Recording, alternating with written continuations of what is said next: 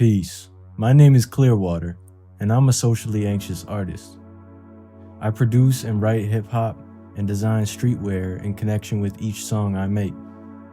Personally, I love hiding from the world or staying up late when no one's awake. I don't know why. It's like there's more space to think. I don't do small talk. I never let myself learn how. Probably never will. So how is an artist like me supposed to get connections and make a living? Well, I just want to create my own world. Money is not even my focus. Everyone thinks they want money, when in reality, everyone wants warmth and community. And as a socially anxious artist, that's what you must dive into in order to become who you are. People in the past, throughout your life, may have made you feel like a weirdo, an outcast, or they made you think that what you say and create has no value.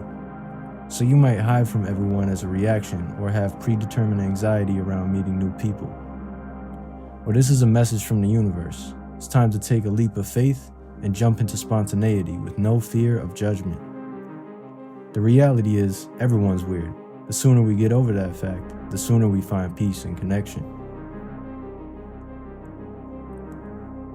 You have convinced yourself to be limited, to protect yourself from circumstances that cannot be calculated or scripted in advance.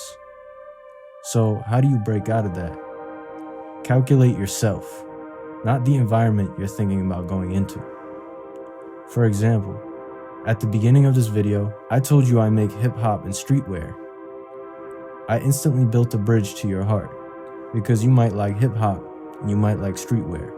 And if you don't like either one, then the worst that happens is I don't get a response from you. When I meet anyone new, I always have a few preset dialogues to build off of. This could lead to other spontaneous conversations. I met a guy at a cafe who writes raps and frequently goes to an event space that I happen to perform at. The bridge was instantly built. Even if the conversation loses momentum, remember that you can always be ready to say, "I gotta go," or "I got work," to avoid awkward silence. Also understand that silence is not inherently awkward. We just make it that way through the fear of nothingness. There are certain areas of the brain and body that are responsible for fear and anxiety, the amygdala being a prominent one. What's happening is, throughout our entire life, we are being bombarded with stress psychologically and physically, and this is building up into a script that tells us how to think and how to be, especially around interacting with others. When you can identify how this program misguides you on a day-to-day basis, you become more able to consciously refuse its misguidance. But it takes a lot of patience and an open heart so that you can laugh at the program and laugh at yourself for listening to it, respectfully. This will catalyze your liberation from this anxiety. As you become liberated, you will begin to understand yourself on a deeper level, physically, chemically, psychologically, and spiritually. At your core, and I mean the core of your core, you are the nothingness that is the cosmos, that space that allows everything to exist. Nothingness is the invisible building block that all identities are built off of. If you forget who you are at any point, return to the nothingness, and you will remember that you are stardust. You will remember that you can shine in the dark. The will to not be afraid, combined with the will to know who you are and create who you are, this moves mountains. Certain feelings or circumstances try to hold us back from achieving greatness, but all of those blockages are in your mind and how it believes it can't find a solution, or it shouldn't be vulnerable to being seen. Yet to be human is to be seen by humans. To be human is to innovate and share ideas. Go out there and be fearless. You will find so much joy in collaboration. And when you're having difficulty meeting new people randomly on your own, I find it more efficient and fruitful to meet mutual connections. You create some kind of art, which means you probably have a friend who makes art too, and can connect you with other like-minded artists. Now, if you are a complete outcast with zero friends, I would recommend looking for local creative collaborators on social media and try to meet up with them and work on something in person. Always show love first though, because they don't know you or your intentions. Present a collaborative idea when you feel the time is right. Personally, I've been lucky to be collaborating with the Boston-based rapper Terry Borderline, whose collaborations have led me to performing on stage many times, which dismantled my subconscious need to have social anxiety. When I'm preparing for a performance, I have to let go of worrying about what other people think. I override the program by logically understanding that the audience's critique does not matter. The song is already produced. It's not going to change. You either like it or you don't. Rather than worrying about who doesn't like it, focus on the fact that you're attracting people who do like it, some of whom will support you financially if you have something to sell. As I prepare for my performance, I'm rehearsing constantly on the way there, in the backstage, or outside. Like I said before, the performance is fixed, and nothing will get in the way of me completing it to the best of my ability. For my Ley Lines hip-hop fashion show, I was practicing every other day for the whole month leading up to it. And although we could have done better with the sound engineering, the performances went exactly as planned, and people loved it regardless of the sound.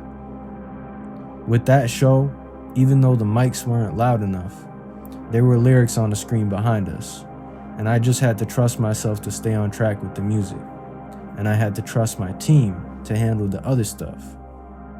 I just had to be fearless. One moment, my mic stops working, and within 3 seconds, my friend hands me a working mic and I continue my verse like nothing happened. Now that's because I'm in flow state. Now, like I said before, this performance is fixed. I practiced a million times, it is what it is, and I'm not stopping for any malfunction. Don't worry about messing up.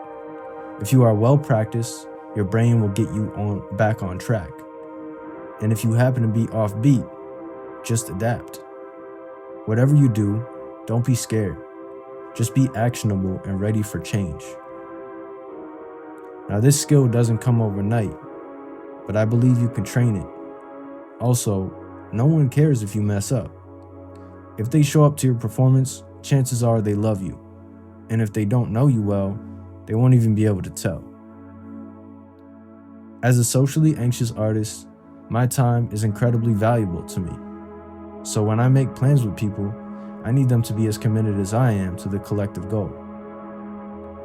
When people fail to stay committed, I have to pivot. I cannot dwell and stay stagnated, unsure of what to do with myself. I know what to do because I know what I can do. I know what I've always wanted to do: create. I don't want to work a time-killing 9-to-5 job, which means I'm gonna have to work 24/7 on creating songs, clothing, and videos, establishing infrastructure for them to be broadcasted through, and networking to expand my reach and brand presence.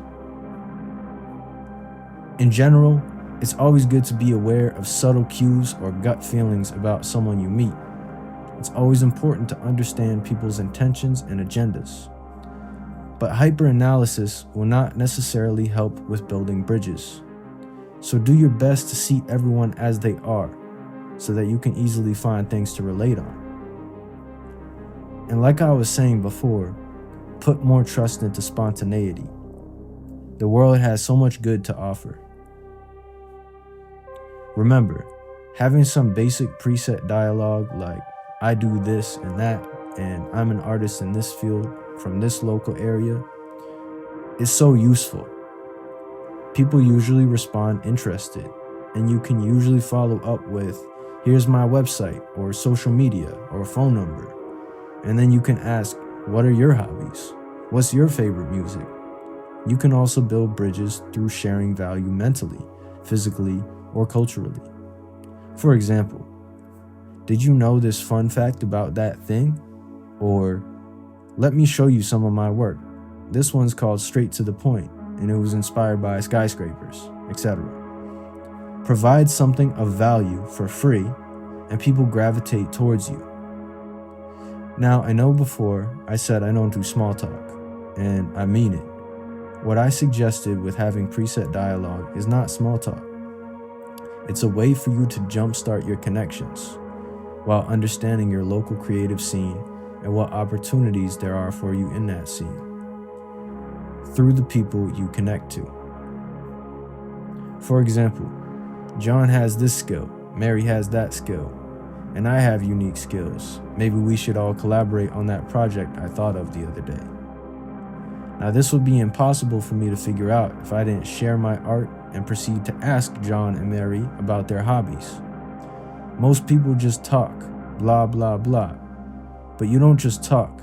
You provide something refreshing, something humanity is new to, and they love it every time. Or they're surprised. Either way, it's in your favor. Well, as someone who's been struggling with social anxiety all my life, I really hope this video opened you up to new ways of thinking about how you can connect with this planet. It gives me joy to know I can help other artists avoid the same blockages and speed up their success. See you in the next video. Peace.